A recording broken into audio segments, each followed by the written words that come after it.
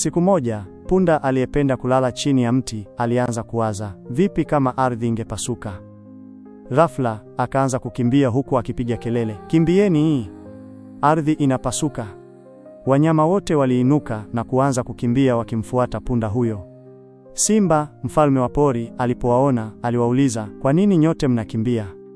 Wakajibu, ardhi inapasuka.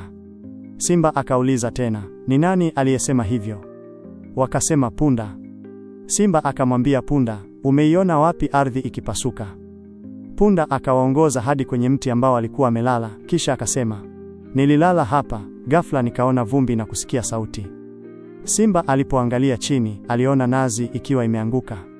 Simba akasema, punda huyu alisikia nazi ikianguka na kutoa vumbi, kisha akahisi kuwa ni ardhi inapasuka.